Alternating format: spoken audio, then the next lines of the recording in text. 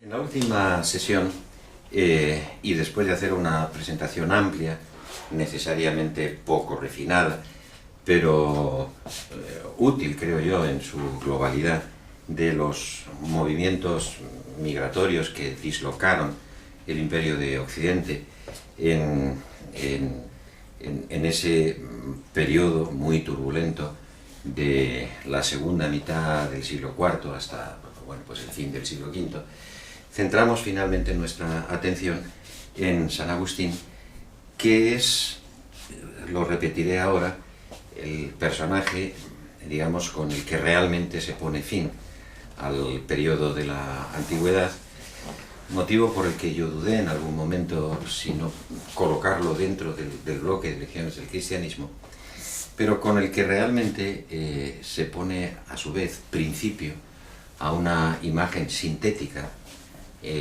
basada de manera muy fuerte en una retórica formularia, en la obtención de frases que son casi lemas contundentes, ¿no? De modo que anima la vida de las conformaciones culturales que empezarán a producirse una vez que los movimientos migratorios se asienten en reinos bárbaros y finalmente pues, bueno, se llegue de manera efectiva, de manera real, al final de la antigüedad. Razoné este hecho, sobre todo, apelando al concepto de historia de los efectos. Y efectivamente, por sus efectos, San Agustín es el hombre que inaugura con su pensamiento la mayoría de los temas que van a servir de debate, de polémica, pero también de referencia, de conexión o de raíz a la filosofía o al pensamiento consciente de la Edad Media. Bueno, pues en ese recorrido, por razones de tiempo, tuvimos que dejarlo justo en la explicación, en el final de lo que, a mi juicio, es más importante o más interesante dentro del primero de los constructos formularios, insisto mucho en esto, ¿no?, que debemos a San Agustín, que es la creación de una, anacrónicamente dicho, teoría del conocimiento apta para hacerse cargo, para recoger y hacerse cargo, ¿no?, de la incorporación del cristianismo como cultura básica.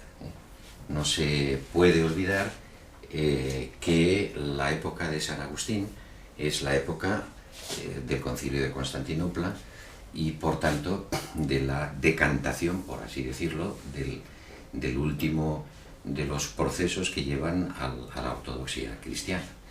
De hecho, como expliqué, y repito ahora brevísimamente, a San Agustín le llegan las noticias del Concilio de Constantinopla justamente cuando se produce su estancia en Roma.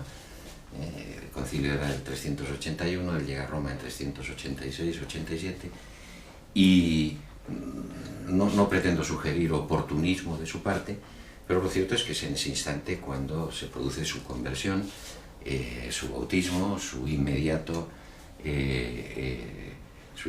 elevación al sacerdocio y finalmente al episcopado.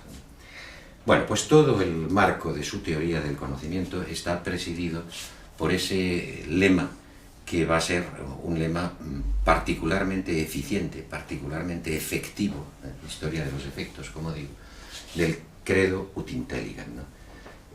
Creo para poder entender.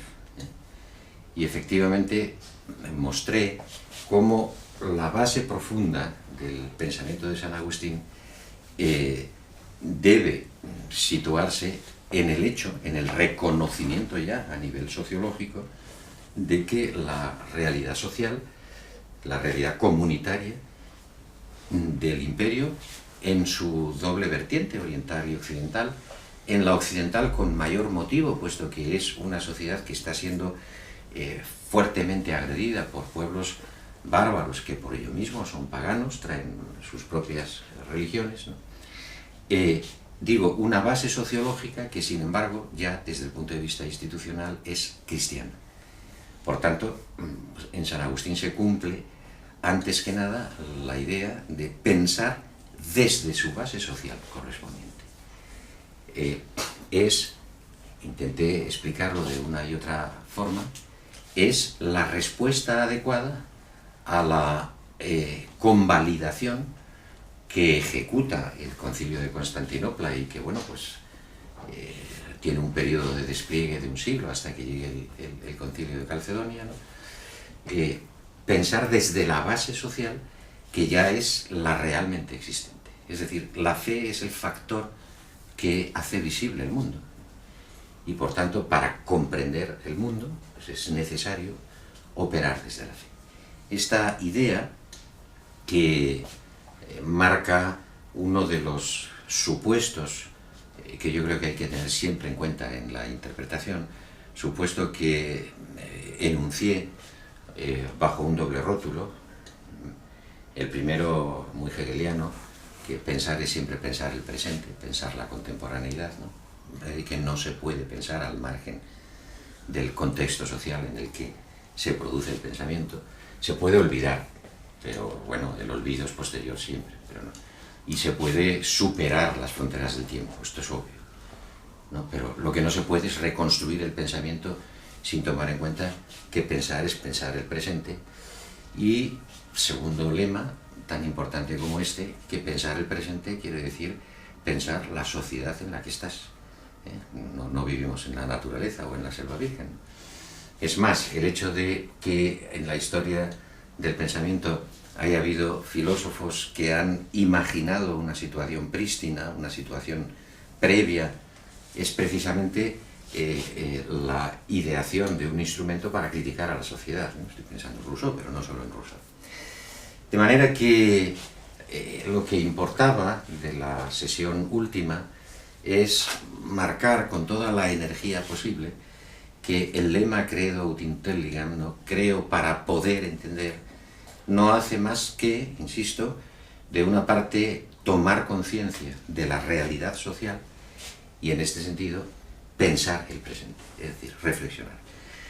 El pensamiento de San Agustín es así el pensamiento de la madurez del cristianismo, de un cristianismo que ya no es necesariamente combativo, un cristianismo que ya ha ganado todas las batallas, ni siquiera un cristianismo, sino una ortodoxia que, aun cuando le quedan todavía polémicas fuertes, la polémica donatista o la polémica de Prisciliano en España, en fin, etc., pero que ya tiene formada una ortodoxia y ya tiene ganado el cuerpo social, ¿no?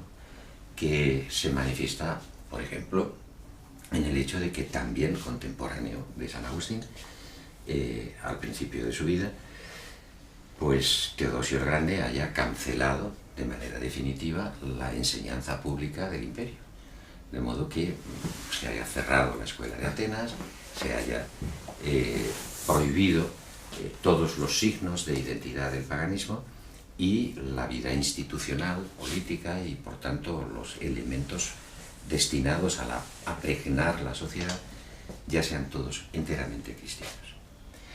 Bueno, no puedo ahora repetir todo esto, basta con señalar que el punto a donde nos llevaba este asunto era un punto que hoy tendrá que ser desplegado en un sentido más profundo. Ayer se trataba de señalar que la base fuerte de la posición originaria de la creencia, de la fe, ¿no?, es el hecho de que la fe nos lleva al interior del alma, al interior del individuo. Y en esa interioridad, nolite foras ire, no quieras ir afuera, in interiore anime habitat veritas, ¿no?, en el interior de tu alma habita la verdad. En esa experiencia exterior que San Agustín, con esas fórmulas tan intuitivas que siempre utiliza, califica de itinerarium, ¿no?, en esa especie de recorrido hacia adentro, te lleva a percibir la imagen de Dios, ¿no? Y si descubres en tu interior la imagen de Dios, como no es posible que el concepto de Dios haya sido puesto por ti, hoy volveremos a hablar de eso desde otro punto de vista, ¿no?, pues te asegura la vigencia de la verdad, la cual, y así acabé la sesión última, la cual tiene desde este punto de vista un estatuto ambiguo. Y por eso lo estoy hoy resumiendo, porque de ese estatuto ambiguo es de donde quiero partir hoy. Ese estatuto ambiguo es que por una parte se señala bajo el fuerte, ¿no?, el poderoso concepto del itinerarium, que es objeto de un descubrimiento de la subjetividad, que es objeto de un viaje interior, ¿no? Por tanto, que podría ser causado exclusivamente por las peculiares características de la interioridad humana. Descubrir la verdad es el resultado de profundizar, ¿no?, de ahondar en nuestra interioridad, pero por otra parte, de manera ambigua, se sostiene, y se sostiene además, en opinión de San Agustín, porque no puede ser de otra manera, se sostiene que el estatuto de ese concepto, al no poder proceder de la interioridad humana, tiene que tener una realidad objetiva, tiene que ser, que estar firmemente asentado en un terreno ontológico que determinará el que la ontología ya solo pueda ser teología. Es decir, si dentro de nosotros encontramos la idea de Dios, entonces en la medida en que la idea de Dios desborda enteramente el marco de nuestra existencia, ¿no?, Dios se convierte en la instancia real, primaria, en la raíz de toda realidad, incluida la del yo mismo que lo descubre, incluida la del sentimiento inens, interior, que lo clarifica. Bueno, este resultado con el que ayer concluimos, pues lleva ciertamente a una superación del escepticismo. Si falor sum, ¿no?, esta era la idea, si me engaño, es que existo, es que hay algo dentro de mí que no puedo negarle el estatuto ontológico de la existencia, ¿no? Y no se debe olvidar que si falor, esa expresión, es no otra cosa que un concepto coextensivo de otros muchos elementos, ¿no? Si tengo emociones, si tengo afectos, si me siento convocado por esa misma voz interior, etc. Entonces quiere decir todo esto que yo tengo una existencia que garantiza el proceso de interiorización. Lo garantiza en el sentido de que le da un estatuto ontológico, ¿no? Es decir, yo soy capaz de crear emociones, conceptos, fabulaciones, etc. Y si en el marco de ese aseguramiento ontológico que el ser individual propone, ¿no?, descubro que el factor fundamental es el concepto que reclama existencia, ¿no?, de algo muy superior a quien puede ser su causa, de algo muy superior al ámbito de lo que puede ser sentido, vivido, emotivamente concebido, etcétera, etcétera, pues entonces esa mayor superioridad ofrece una nueva base ontológica, mucho más fuerte, infinitamente más vasta, ¿no?, que sin embargo reclama la misma seguridad, reclama la misma exigencia de existencia, ¿no? De modo que finalmente toda ontología se resuelve, una vez hecho el itinerario, en una teología. Credo ut intelligam es no la proclamación inicial de la teología, que finalmente es un constructo de la escuela alejandrina y definitivamente se debe a Orígenes. Es sencillamente, y en todo caso, la certificación que se impone, o que se propone como mínimo, ¿no?, a una sociedad que ya es cristiana. Bueno, si partimos hoy de esta ambivalencia que en principio se resuelve del modo que acabo de decir, yo llego a la idea de Dios por la observación de mi interioridad, la idea de Dios sobrepasa mi interioridad, por lo tanto accedo a la verdad por razones subjetivas, pero la verdad reclama un orden de objetividad que me desborda, que me supera. entonces es obvio que el centro de atención de ese itinerario deja de ser yo para ser Dios. Bueno, es importantísimo, simplemente para el trazado de la historia del pensamiento, que comprendáis, ya tendréis oportunidad de estudiarlo quizá más adelante, cómo en esa consecuencia última que acabo de decir, aparentemente sin darle mucha trascendencia, se divide o se produce un eje fundamental de la historia del pensamiento. Si en el descubrimiento subjetivo del concepto de Dios la mirada queda orientada necesariamente hacia Dios, entonces estamos realmente en las consecuencias, en los efectos que San Agustín quiso establecer. Pero claro está que no serían los únicos. También podría decir que, bueno, si la mirada hacia el interior me descubre a Dios y Dios me garantiza la objetividad de esa interioridad, entonces sería también legítimo decir que eso, bueno, me permite dirigir mi mirada hacia la interioridad, ¿no? En ese tránsito está la diferencia del mundo antiguo al mundo moderno, ¿no?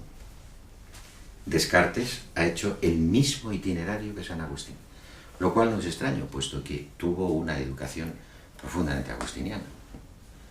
Lo único que pasa es que, llevados a ese límite, San Agustín dice: centremos nuestra visión entonces en aquello que garantiza la objetividad, en Dios. Y la vía de los modernos va a ser exactamente lo contrario. Asegurado el camino de la interioridad, volquemos nuestra mirada, persigamos el camino de esa subjetividad, ¿no?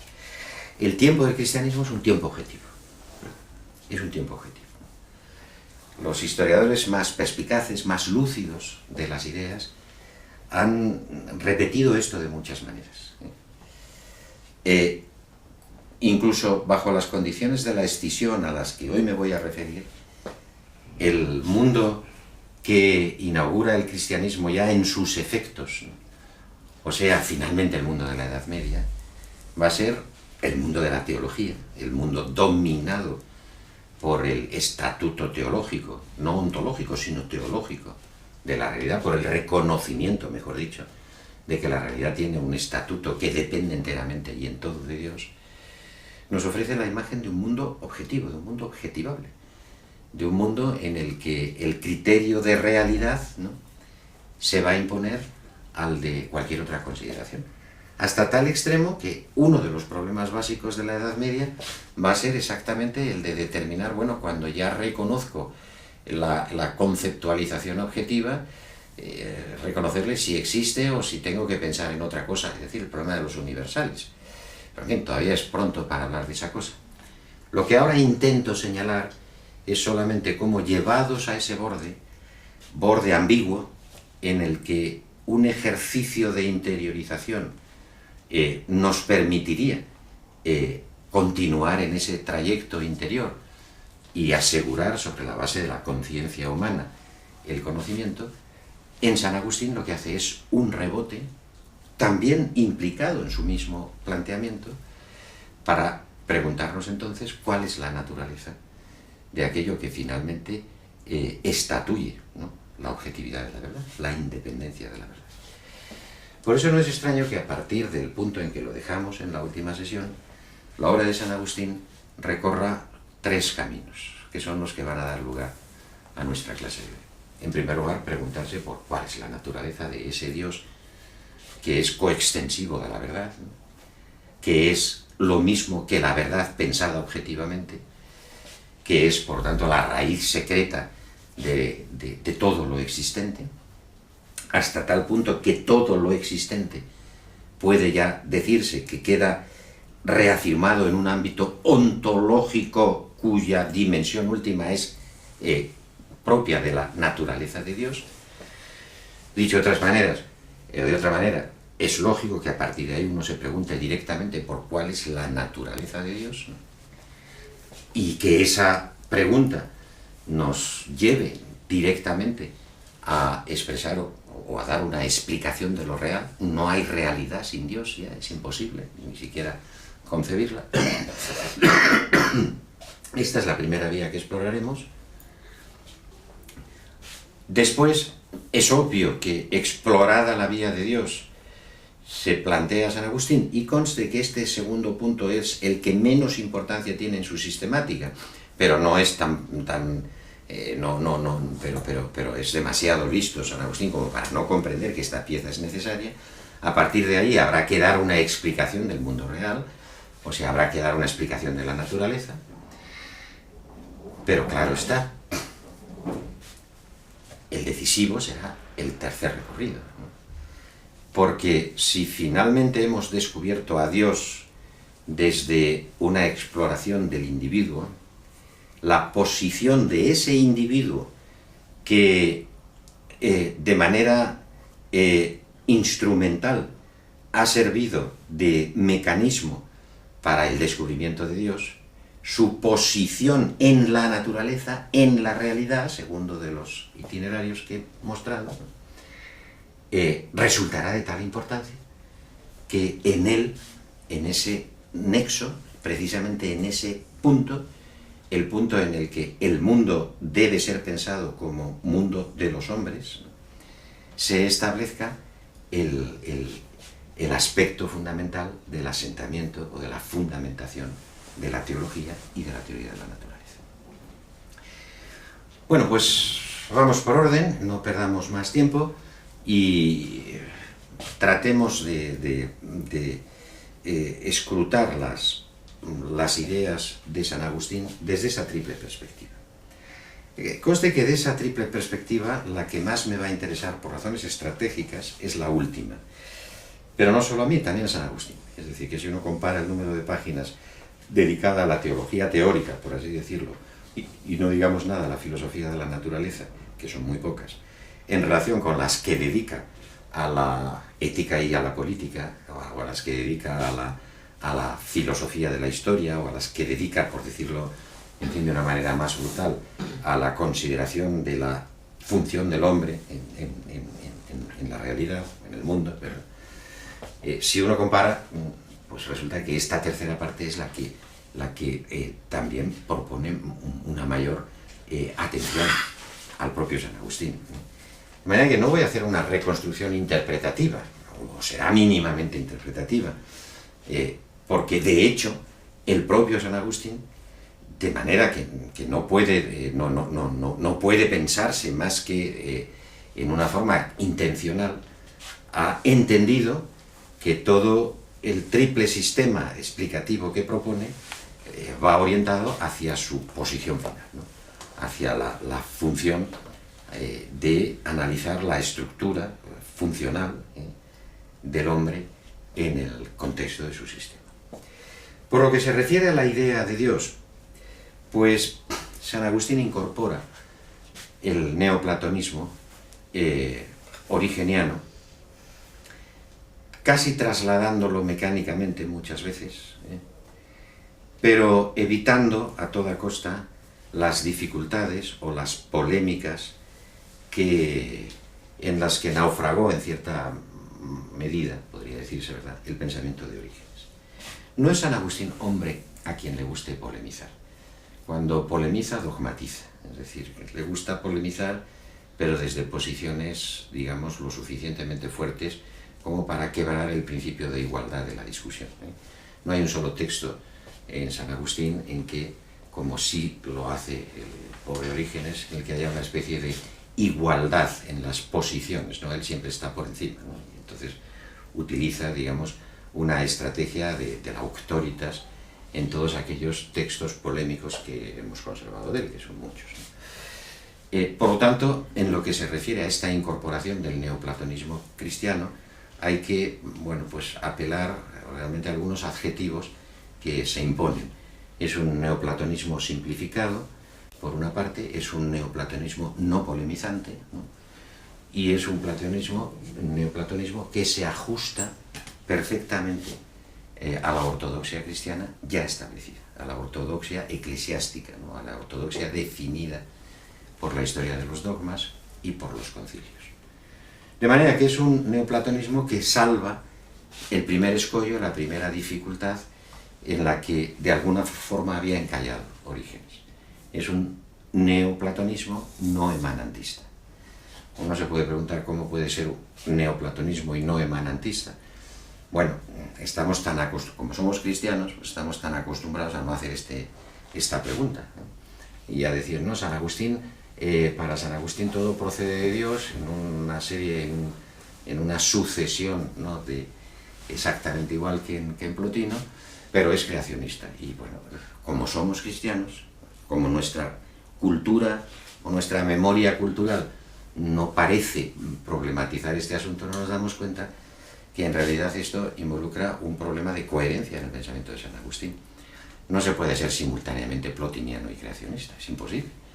Es decir, en la base de la presencia de lo divino en la totalidad de la realidad es justamente el hecho de que de antemano exista Dios y de antemano Dios, el concepto de Dios, la realidad de Dios, desborde. Por lo tanto, si pones una interrupción, si pones un hiato, si pones una cesura, ¿no?, es evidente que ese desbordamiento caería en la nada y por lo tanto colapsas toda visión neoplatónica en sentido estricto. Pero San Agustín se las vale ingeniosamente para proponer una visión neoplatónica en el marco de un creacionismo sobre la base de acudir de una manera fuerte y vehemente a la idea del eikon, de la ejemplaridad o del paradigma, lo que después se va a llamar el ejemplarismo a lo largo de la Edad Media. La cosa consiste en lo siguiente: de Dios no proceden las cosas de su propio concepto, sino que Dios las ha creado, habida cuenta, sin embargo, que tampoco se dan sin que en esa creación no esté presente Dios. ¿Cómo se puede resolver este galimatías? Pues pensando que su creación se guía por el universo de las ideas, tal como en Platón, entendidas como ideas en la mente de Dios. ¿Qué es, pues, la creación? Primero que todo, hay que pensar que Dios ha creado la materia. Como Dios ha creado la materia, resulta que la materia no es un elemento negativo, como en Plotino, o como en el neoplatonismo en general, o como dentro del torturado sistema de Orígenes, ¿no?, en la sucesiva conformación de los pasos, ¿no? No, en la medida en que Dios ha creado la materia, antes que crear ninguna cosa, ha creado la materia. La verdadera creación de Dios es crear la materia, ¿no? La materia queda de antemano signada por la mano de Dios, lo cual produce un tipo de pensamiento que ha marcado la tradición del cristianismo occidental, o para ser más exactos, del catolicismo. El cuerpo es positivo. No hay una negación del cuerpo. Hay, por el contrario, una interpretación positiva del cuerpo. Por lo tanto, la redención es pensada como una redención de los cuerpos y las almas, pero sobre todo como una redención de las almas que están necesariamente en el cuerpo. Por lo tanto, el juicio particular, pues sí, es un juicio provisional. El muerto, el difunto, da cuentas a Dios y queda en una especie de espera, de interregno, hasta que en el fin del mundo pueda realmente producirse el auténtico juicio. El bienaventurado recuperará su cuerpo. El cuerpo es una obra de Dios. Por tanto, el cuerpo no es, ni puede ser pensado como esa especie, fijaros que esto tiene una importancia enorme, por lo que luego diré, no es pensado como esa especie de último eslabón de una cadena procesual que, precisamente por su indefinición, hace mínimamente reconocible ya en el último de las consecuencias de la cadena emanativa, ¿no? Casi hace irreconocible la presencia de las ideas de Dios. Al contrario, lo primero creado es la materia, en el sentido de que sólo si Dios crea la materia tendrá sentido después un desbordamiento pseudoemanativo o un desbordamiento plotiniano. Y efectivamente, creada la materia, con todos los caracteres positivos que corresponden a una creación efectiva de Dios, creada la materia, el paso siguiente, pero quede claro, el segundo de la creación es crear las formas que animarán a la materia, creando por tanto con ella los entes, creando con ella las realidades sensibles, visibles, realidades que por ello mismo serán corpóreas, ¿no? Es decir, que a partir de la creación de la materia, creación en el sentido estricto de la palabra, eso sí que está creado de la nada, es una creación para la que no hay idea, es una creación pura, absoluta. Lo que pasará es que por una especie de desbordamiento o de planificación, por una especie, diríamos hoy, y esto no es demasiado anacrónico decirlo, por una especie de diseño.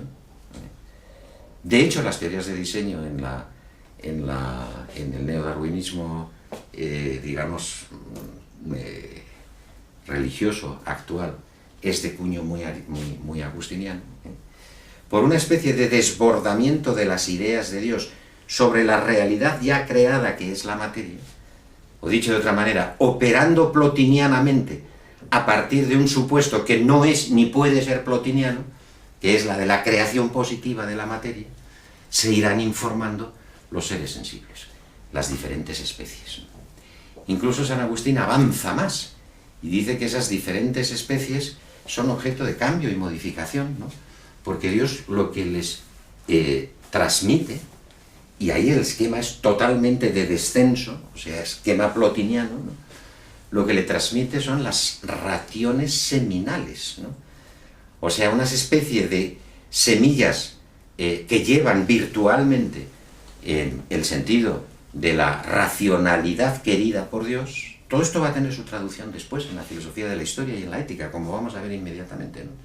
El destino, el curso entero de lo que le puede ocurrir a esos cuerpos, ¿no? A esos cuerpos así conformados, así animados. Por lo tanto, la visión de San Agustín es la de un Dios que crea, pero se ocupa de su creación, ¿no? Un Dios que crea, pero ha propuesto planes para su creación. Y por tanto es un tipo de emanación, y ahora atención, signos de admiración fuertes, es un tipo de emanación en la que se introduce, insisto, un elemento fundamental, un elemento que va a caracterizar la teología agustiniana y que se va a proyectar de modo inmenso, como un efecto suyo a lo largo de ese objetivismo de la Edad Media. Es una emanación temporal, es una emanación que no introduce una successio meramente ontológica. No hay, por ejemplo, en los grandes plotinianos o neoplotinianos, ¿verdad?, o neoplatónicos posteriores a Plotino, no hay no está argumentado nunca que cada descenso o cada paso en la procesión incorpore una posterioridad. De hecho, en las posiciones más míticas, ¿no?, del neoplatonismo, de un Jámblico, de cosas así, ¿no?, o incluso de un Dionisio Areopagita, ya de manera muy deformada todo, etc., lo que se observa es una especie de simultaneidad. El mundo declina, es una procesión completa y se da en un paquete entero. Por el contrario, dada la acción primaria, la verdaderamente creativa, la que es verdaderamente objeto de creación de la materia, los sucesivos pasos son esos, sucesivos temporalmente. O sea, la introducción del tiempo en la idea de declinación o procesión de lo real es exactamente la clave de la teología y de la filosofía de la naturaleza de San Agustín. Bueno, en ese proceso, a través de razones seminales que, como incorporan un diseño de su propio despliegue, conlleva el que no sean igual en todo tiempo y el que se desplieguen, en ese proceso llega un instante en que un cuerpo conformado, está conformado de acuerdo con su ánima, de acuerdo con su espíritu, ¿no? Y ese es el hombre. El momento en que la creación llega en una sucesión temporal siempre abierta, no determinada por cada incorporación, sino al revés, cada incorporación abre una perspectiva que debe ser pensada temporalmente. En el momento, digo, en que se abre en la creación la formación del hombre, en ese mismo momento el pensamiento teológico y el pensamiento epistemológico, el pensamiento de la teoría del conocimiento, confluyen. Ciertamente el hombre, en cuyo diseño está la inteligencia, el diseño de la inteligencia, para ser completamente exactos, conlleva el que ésta no tenga ninguna posibilidad de realización más que a partir del descubrimiento de Dios. O sea, Dios ha programado la inteligencia para que ésta se active en el instante en que esa inteligencia percibe la divinidad del proceso completo, percibe la mano de Dios, la obra de Dios. Y esto es tan importante que en ese mismo instante se puede definir a Dios. No se puede definir a Dios hasta que no hay conciencia humana. Y la conciencia humana, resultante de esa definición, que ahora mismo voy a citar, implica el descubrimiento de ese carácter ontológico, donde ontológico quiere decir realización teológica, de que la realidad está totalmente investida de Dios. Y es que en efecto lo que pone en marcha la inteligencia en el diseño del despliegue de lo real, lo que pone en marcha la inteligencia es el descubrimiento de la incorruptibilidad. Esto es exactamente la definición de Dios en San Agustín. La definición de Dios en San Agustín. Ideo te quid esses, esse incorruptibilem confitebar.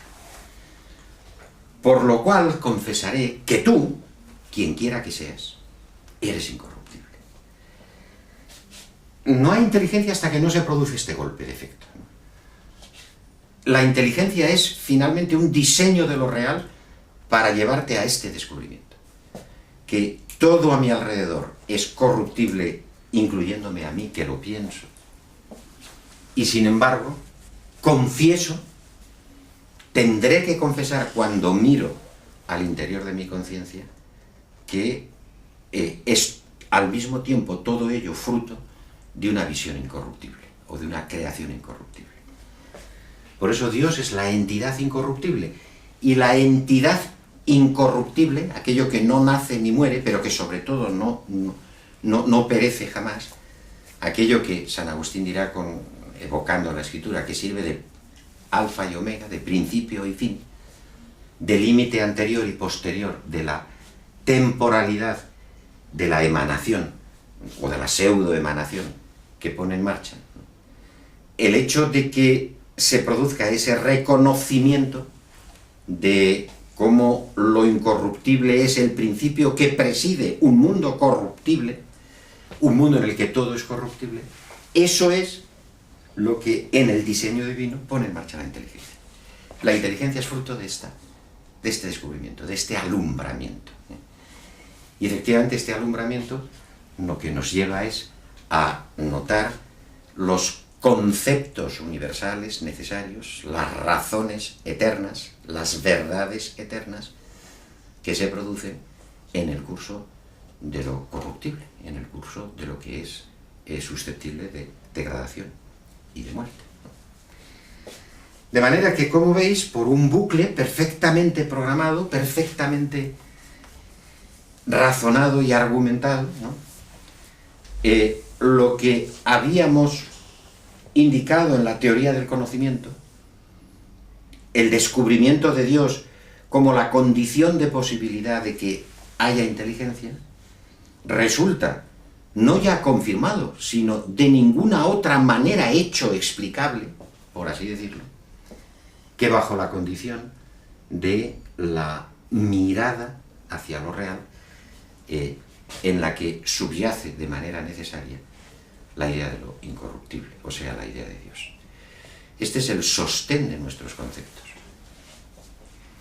Si nosotros pensamos que el todo es mayor que la parte, que la línea más corta entre dos puntos es la línea recta, que es imposible afirmar y negar al mismo tiempo una proposición, estamos otorgando incorruptibilidad, lo que es una manera de decir eternidad, necesidad, a ese tipo de conceptos que inauguran la inteligencia, que es exactamente el signo de identidad de la inteligencia, que no puede de otra manera expresarse que bajo la forma del intelligam, del comprender, que de otro modo, en un mundo que necesariamente es temporal y por tanto está sometido a la corrupción y a la muerte, no tendría justificación. Por mucho que tú mires al exterior, a lo que ves alrededor, no encontrarás nada que tenga ese estatuto de eternidad, ¿no? De necesidad e inteligibilidad. Mira a tu interior. Pero cuando miras a tu interior y descubres la inteligencia, y eso te lleva a pensar en Dios, y por tanto a explicarte el modo como Dios ha tenido que proceder, termina generándose un círculo, ¿verdad?, en el que se hace claro que efectivamente Dios ha programado todo para ese momento inaugural, ¿no?, en el que la simple sensación, la simple sensibilidad del animal se convierta en inteligencia. Y la inteligencia sea sencillamente el encuentro festivo, el encuentro gozoso, el encuentro de adhesión, como hablábamos en la sesión anterior, de la idea de Dios, del Dios creador, del Dios que ha hecho mi cuerpo y mi alma, del Dios que ha puesto en la ratio seminalis, ¿no?, de la existencia del hombre, justamente esa condición eterna, esa especie de illuminatio, de iluminación de lo no corruptible dentro del mundo corruptible, en el que yo reconozco a Dios y a la verdad, o en el que yo reconozco, por reconocer a Dios, reconozco el estatuto de la verdad. Bueno, hasta aquí, fraguados al mismo tiempo, de manera simultánea y de una forma muy sintética, lo que San Agustín tiene que decir de Dios y de la naturaleza. Se podría separar, pero es mejor imbricarlo porque su propia explicación procesual hace que no podamos encontrar a Dios al margen de la naturaleza, que la naturaleza, lo cual constituye una de las pruebas de la existencia de Dios que propone San Agustín, sea el testimonio más exacto de la existencia de Dios, y sobre todo porque es lo que nos advierte de ese punto en el que de una manera casi evolutiva, diría, ¿no?, procesual en todo caso, aparece en el mundo el hombre y con él aparece en el mundo la conciencia. El hecho de que aparezca la conciencia no es más que el momento, insisto, festivo, en el que el mundo entero descubre a Dios, en el que el mundo entero se hace eco de Dios, ¿no? Cuando un agustiniano fuerte, como es San Francisco, celebre la gloria de Dios, volverá a señalar esto mismo una y otra vez, en forma de versos ingenuos y sencillos, ¿no? Cada criatura habla de Dios, ¿no? Cada criatura habla de Dios porque hay una conciencia de reconocimiento. Pero lo que me interesaba, y a lo que quería ir, y para lo que todo esto es casi un prólogo, pero no en mí que lo explico, sino en San Agustín, aquel punto al que van dirigidas, orientadas, ¿no?, conducidas, ¿no?, todas estas explicaciones, es a la de porque ellas nos dan un sólido asiento, un firme fundamento a una teoría que, por haber incorporado el tiempo, por haber incorporado la necesidad en el seno de lo innecesario, ¿no?, o de lo corruptible, en fin, por cuantas cosas he dicho, nos va a ofrecer una imagen, y esto es finalmente lo que se debe a San Agustín, una imagen de la realidad en la que la teología o la ontoteología, si queremos decirlo así, de base, encumbra, dispone, prepara las cosas para el diseño de un aparato ético, un aparato de justificación ética y sobre todo para un aparato político.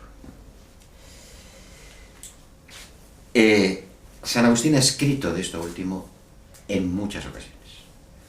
Primero está en muchas de sus homilías, segundo está en los textos más o menos teológicos que publica. Siempre hay este pliegue final, ¿verdad?, hacia la interpretación de nuestra realidad presente y lo que podemos a partir de ella inducir como signo, como esquema, como esquema, ¿no?, de lo real.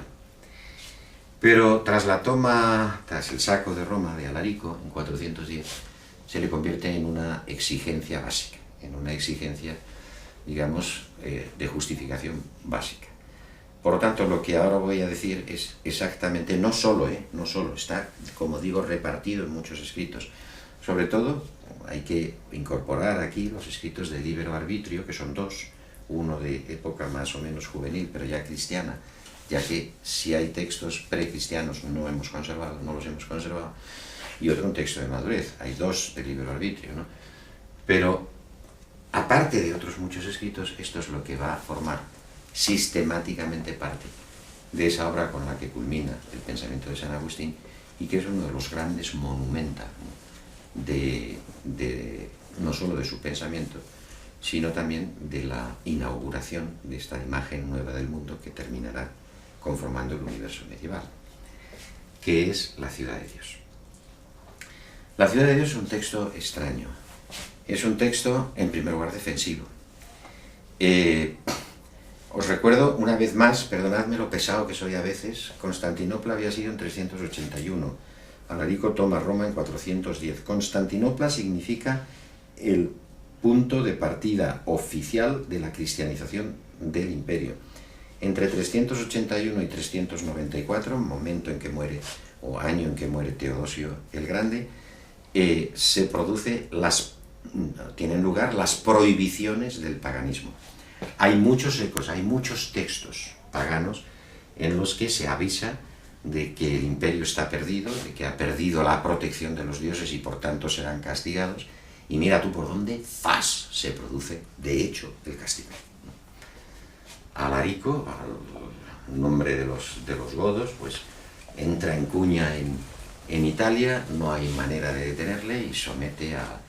No importa nada para la corte, porque la corte se ha ido a Rávena y, bueno, el exarcado de Rávena terminará siempre teniendo una relación durante siglos todavía con Bizancio, etc. Pero la contundencia del golpe, ¿no?, del saco de Roma es la Roma imperial, es la Roma de los templos, la Roma del templo de la Victoria, por tanto del lugar donde se depositan las actas legales, del Senado, de las instituciones del Senatus Populusque, de los arcos del triunfo que elaboran la memoria histórica del Imperio Romano.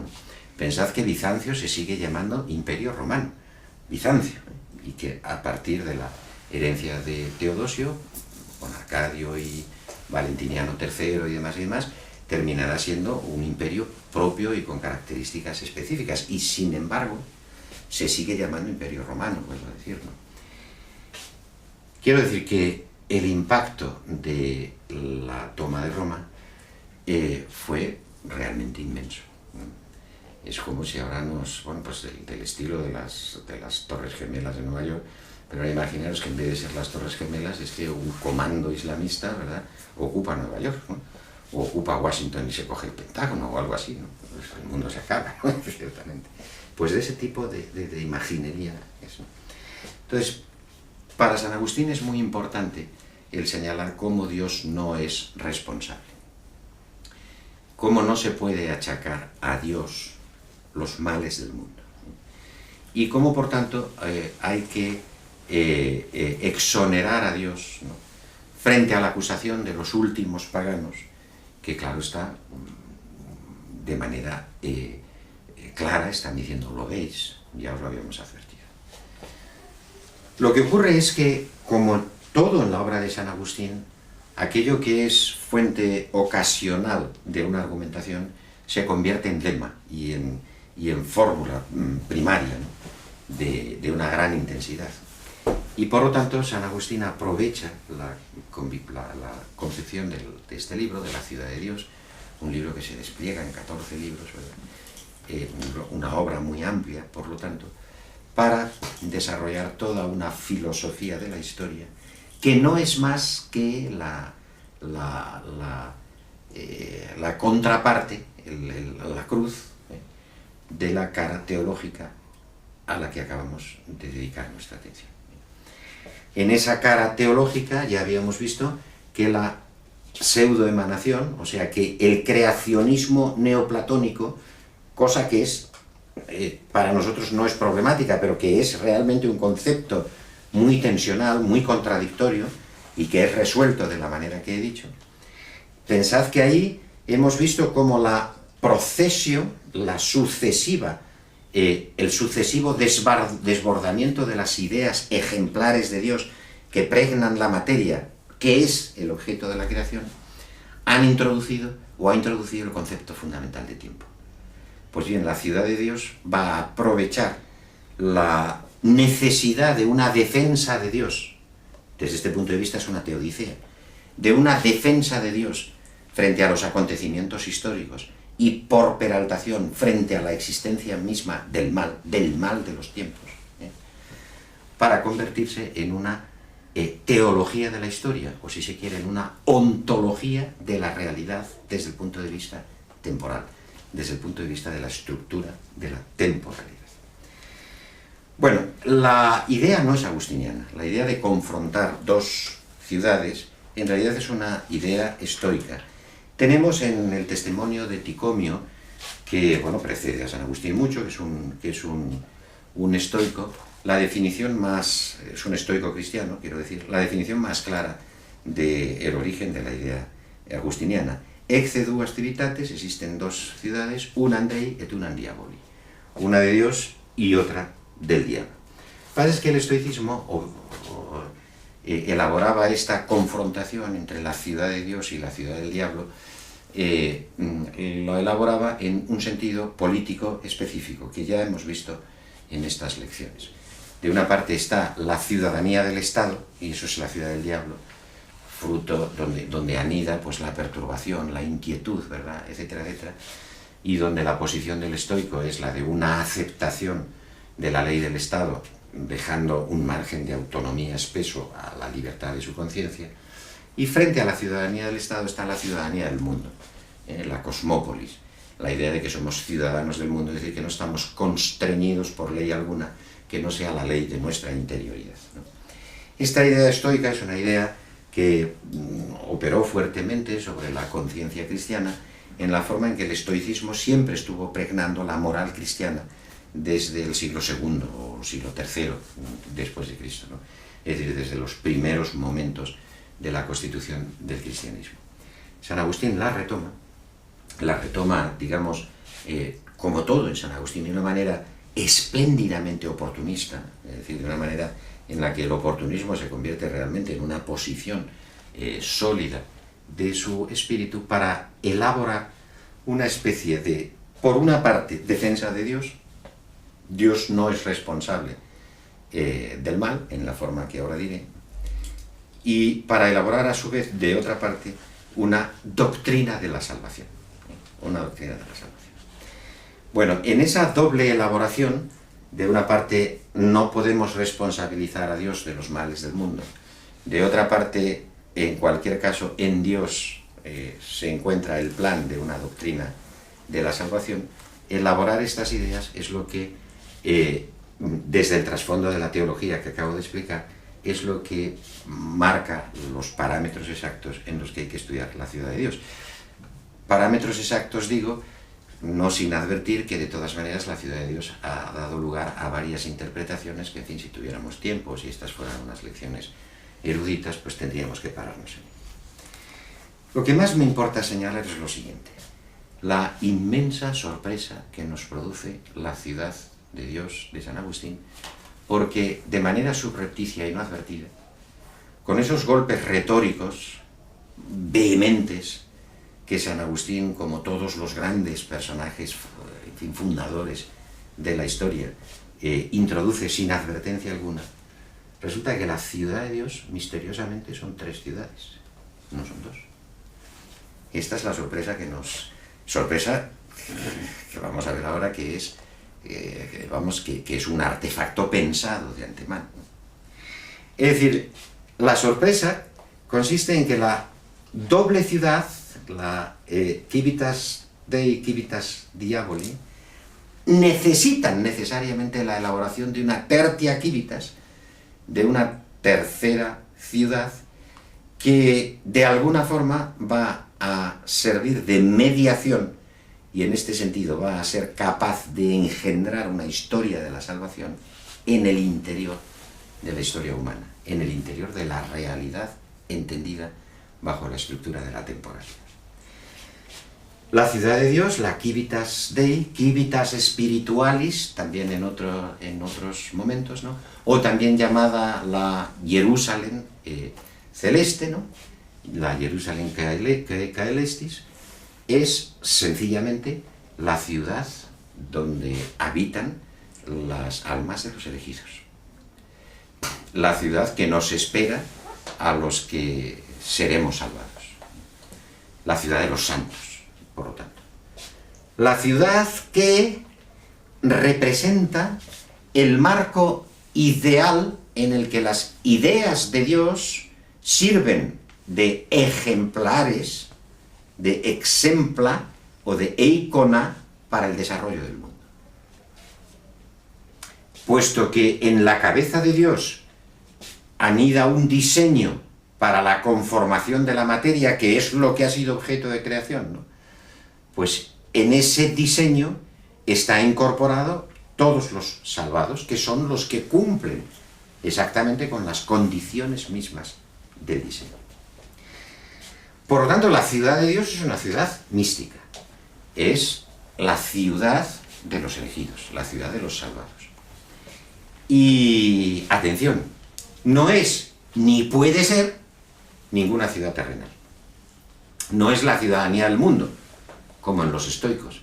Es una ciudad que de suyo solo existe en la realidad trascendente de Dios, o sea, en el destino que Dios ha puesto para los elegidos. Cosa importantísima, porque claro, la ciudad de Dios no es una ciudad que esté operando en el plano real, es una ciudad que siempre queda en el territorio del exemplar, o del eikon, ¿no? Es el lugar de la bienaventuranza, es la Jerusalén celeste.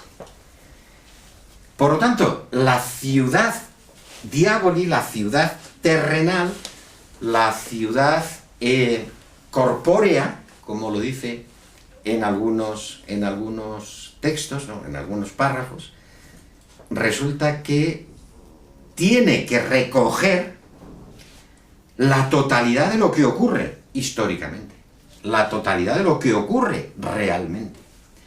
Por tanto, no hay una contraposición en el mismo plano ontológico entre la ciudad de Dios y la ciudad terrenal, o entre la ciudad espiritual y la ciudad terrena. No hay más que la ciudad terrena. La condición de posibilidad de un gran pensador es no decir tonterías. No creer que se puede poner en el mismo plano algo que solo pertenece a la realidad escatológica, cuando en este mundo el mal y el bien están mezclados.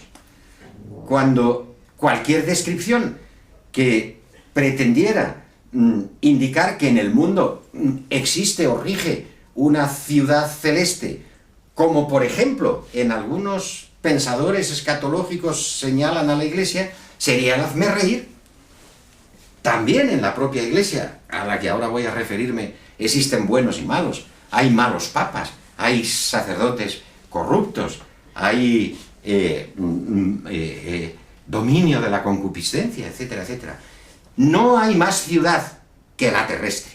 La ciudad divina es una ciudad que está en el terreno de la exemplaritas, que es un eikon, que es la ciudad de los bienaventurados. Es decir, que tiene una realidad escatológica, como digo. Pero por eso las dos ciudades son tres. Porque resulta que en la ciudad terrenal, en donde todo está imbricado, donde todo está mezclado, debemos preguntarnos si todo es inevitablemente como sucede, como acontece, o si por el contrario podemos poner una línea demarcadora que nos permita descubrir, de igual manera que por la iluminación de Dios, cuando llega el momento en que el hombre se constituye, el alumbramiento de la conciencia, de la inteligencia, es el descubrimiento de Dios. De igual manera, de manera paralela, ver si en esta única realidad histórica que existe, en la que el mal y el bien hayan mezclado, podemos identificar un momento, una instancia, un criterio que defina la diferencia entre el bien por sí mismo y el bien mezclado de mal, de esta forma grosera, ¿no?, de producirse los acontecimientos en que consiste la historia. Y claro, para Agustín es absolutamente imprescindible decir que sí. Y en decir que sí, en afirmar esta posibilidad de una distinción en el interior de la ciudad terrena, es donde se juega no solo la posibilidad de exonerar a Dios del mal, no solo también la posibilidad de encontrar una teoría para la libertad del hombre, sino también la posibilidad de encontrar el sesgo racional, teológico, en el plexo de la historia, en el nivel de la historia, que ha sido reconocido en la interioridad del hombre. Bueno, y es que efectivamente la condición de que en una ciudad que siempre es objeto de mezcla de bien y mal, la condición de posibilidad de que se produzca este criterio es la condición de posibilidad misma de que haya un elemento intermedio, una mediación. O sea, una mediación que permita el traspaso, que nos sirva de puente, que nos permita acceder desde A, siendo el desde la ciudad concupiscente, la ciudad donde se mezcla el bien y el mal, y siendo la ciudad celeste, la ciudad que no está aquí, la ciudad escatológica. Todo el empeño de San Agustín, a partir de aquí, se cifra en tres puntos esenciales. Uno, señalar que la esencia misma de la ciudad terrestre es la existencia de la libertad. Este es el primer artefacto extraordinario que ha hecho decir a muchos autores que el cristianismo es el descubrimiento de la libertad. Por ejemplo, a Hegel. Es tan fuerte esta idea, que es una idea completamente agustiniana, no hay ni una sola, ni una brizna, ¿verdad?, de responsabilización de la libertad en los autores cristianos anteriores. Hay más o menos atisbos, ¿verdad? Pero esta es la idea, digamos, crucial, central de la filosofía de la historia de San Agustín. El hecho de que cuando analizamos la ciudad de las mezclas, la ciudad terrenal, la ciudad del bien y el mal, la ciudad donde conviven lo atroz y lo bendito, es necesario encontrar un criterio para determinar por qué es así. Y ese criterio se llama libertas o libero arbitrio, ¿no? El libre albedrío. El libre albedrío es fruto del diseño de Dios. De hecho, cuando a través de la fe se produce la relevación, el descubrimiento, ¿no?, la revelación, quería decir, de la inteligencia, ese acto era un acto, recordadlo de la sesión anterior, que se establecía como un acto de la voluntad, como un acto querido, como un acto del querer. Por eso era un acto amoroso, es la creencia amante, ¿no? Lo veíamos en la sesión anterior. Pues bien, ese querer es exactamente lo que construye el libre albedrío. Y esto es fruto del diseño divino, es decir, lo que corresponde a esa criatura que en el decurso de la realidad, en el decurso emanativo o pseudoemanativo de la realidad, propone ese momento de repliegue en el que se descubre la inteligencia, es exactamente la introducción, la generación del libre albedrío. El poder decir que sí a los planes de Dios o que no. El poder decir que sí o desentenderse de los planes de Dios, de los planes de Dios. El desasistimiento de los planes de Dios es el mal. La afirmación del plan divino es el bien. Esta es la tesis de San Agustín. Explicado de la manera que queráis. Finalmente lo que es esto. ¿Y qué quiere decir el desasistimiento? ¿Qué quiere decir no? ¿Qué quiere decir que alguien diga no?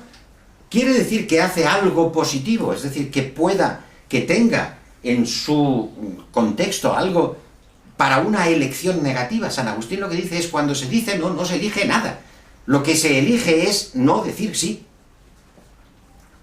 Por tanto, segundo constructo, la libertad que procede del diseño divino y que puede ser entregada al desasistimiento de lo real, produce el mal sin que ello signifique ninguna cosa positiva. Lo que el desasistimiento ante los planes de Dios significa es el vacío, es el decrecimiento, la anulación. Por tanto, el mal no existe, positivamente hablando. El mal existe en forma de dolores, tormentos, sufrimientos. Pero no es más que la opción que niega la realidad. No querer ser lo que se es. Eso es el mal.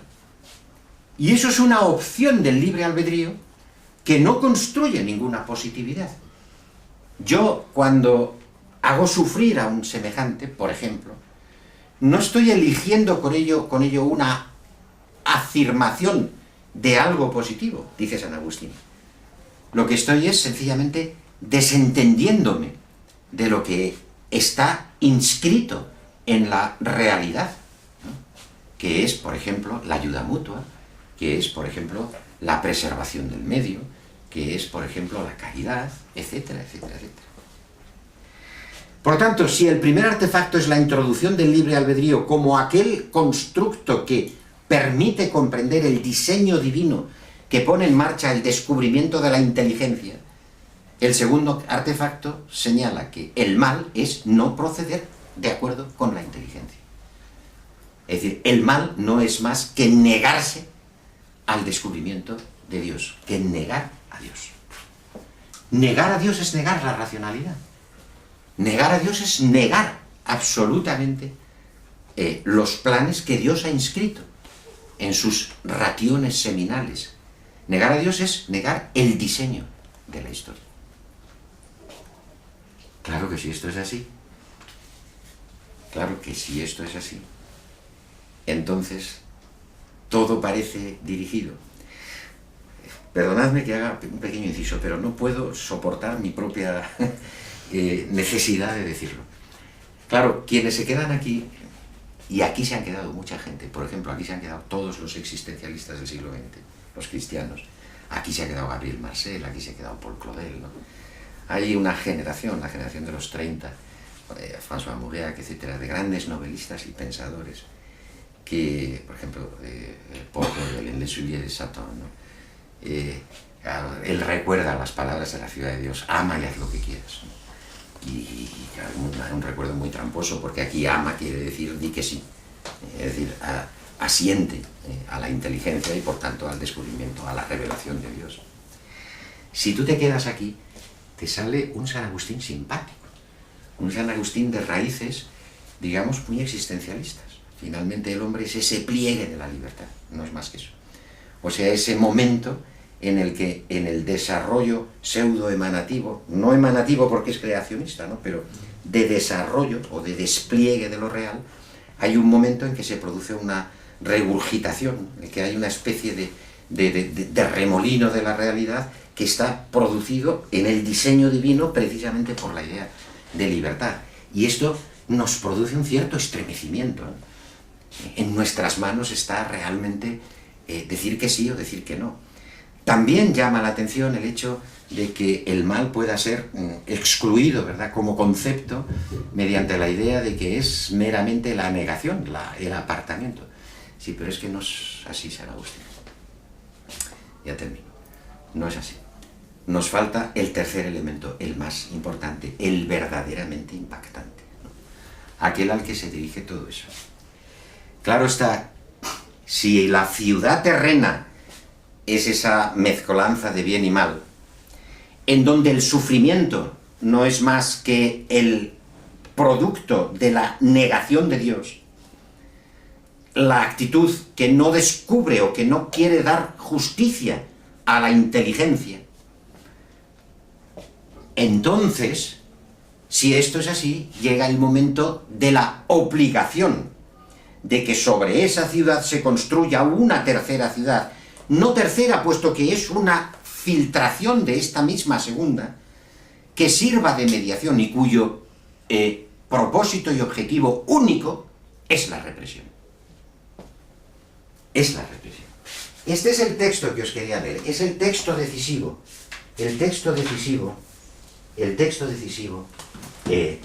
que arroja una fuerte luz sobre lo que realmente quiere decir San Agustín. No se puede tolerar el mal. En la medida en que es fruto del libre albedrío, está en el diseño de Dios. Pero en la medida en que se establezca la duplicidad de las ciudades, o sea, en la medida en que es necesario a su vez proponer un artefacto que sirva de mediación, la única condición de este artefacto es reprimir el mal. Y reprimir el mal no es ni más ni menos que acabar con todos aquellos que no estén en la inteligencia, es decir, que no hayan hecho la experiencia de la creencia, o que no hayan asentido a la creencia, o que una vez que hayan asentido a la creencia se desvíen, yerren. Y no se puede porque es precisamente la obra de ellos la existencia del mal. No es la obra de Dios, es la obra de un ejercicio negativo de la libertad. Por lo tanto, la ciudad que intermedia, que por cierto es la jerarquía eclesiástica, lo que da lugar a uno de los constructos políticos más fuertes que dominará la Edad Media, la prioridad del papado y de la sede episcopal frente a la instancia política, esos que son los encargados, los funcionarios, los que han de administrar esa ciudad de la mediación, de esa ciudad que no corresponde a otra cosa que al diseño del mundo mismo, tienen un único objetivo. Dice, quasi possint, indifferenter, sine ulla correptione averi in civitate Dei, sicut civitas confusiones indifferenter abuit philosophos, inter se diversa et adversa sentientes. Esto no se puede tolerar, la desviación, el no reconocimiento de la inteligencia, la negación, que es un ejercicio de la libertad, como si pudiera existir en la ciudad de Dios, como si en la ciudad de Dios pudiera darse opciones indiferentes sin corrección alguna. De igual manera que, de una manera indiferente, se tiene, o la ciudad de la confusión, ha producido filósofos sentientes que piensan o que opinan cosas diversas y contradictorias. Esta es la misión de la ciudad, de la mediación, que no es la ciudad de Dios, sino aquella ciudad encargada de defender los derechos de la ciudad de Dios.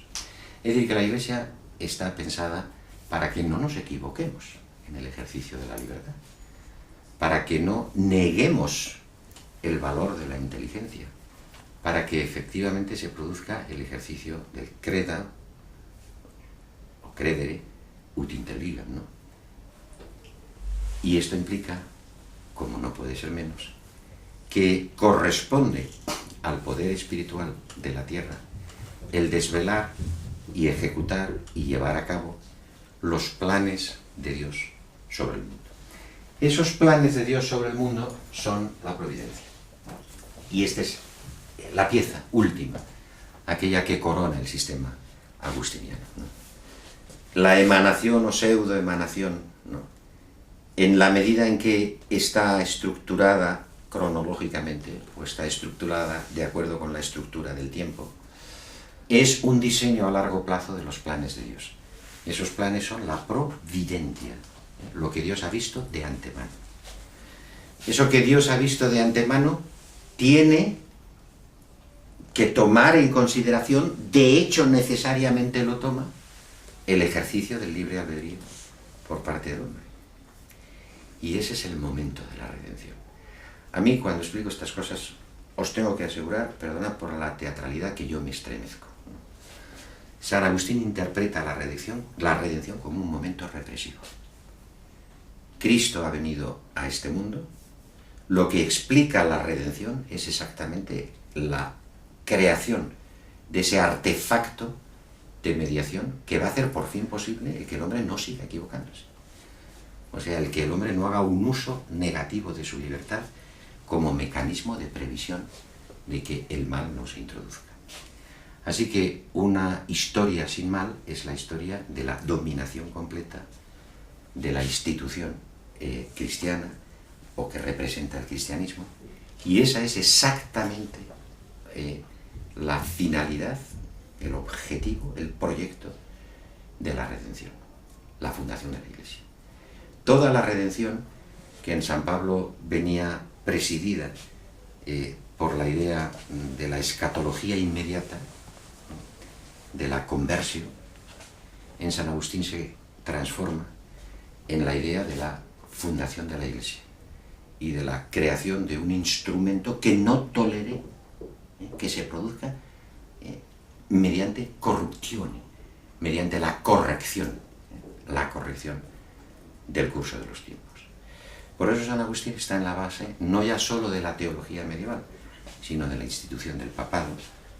Pensad que son estos años en los que realmente la institución papal, a través de papas como San León, hasta Gregorio Magno, hacen todo lo que está en su mano para centralizar, ¿no?, la vida eclesiástica sobre la institución de una sola Iglesia. Y quiero dejar constancia, ya que tenemos que dejar aquí ya este asunto, que esto no es una visión que haga culpable al cristianismo de nada.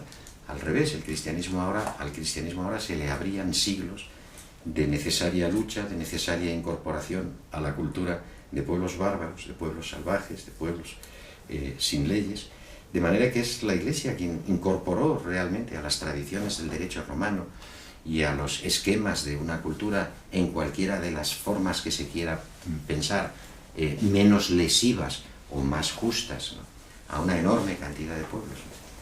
No estoy tratando de hacer un juicio histórico, estoy tratando de hacer un juicio finalmente intelectual, ¿no?, o filosófico. San Agustín ha creado simultáneamente el pensamiento sobre el que había de apoyarse las pretensiones al dominio civil de la Iglesia, y simultáneamente a eso le ha dado una base teológica, una base en la que la ontología se hace teología, en la que el momento de convergencia entre libertad e inteligencia, entre el libre albedrío y comprensión de la realidad, se convierte en un momento de alto dramatismo y fuerte potencia explicativa, de modo que desde todos estos puntos de vista se puede decir de manera correcta que San Agustín ha inaugurado, ha cerrado el cristianismo en sus últimas consecuencias, ¿no?, pero ha inaugurado la imagen del mundo que en diversas declinaciones va a ser la propia de la Edad Media.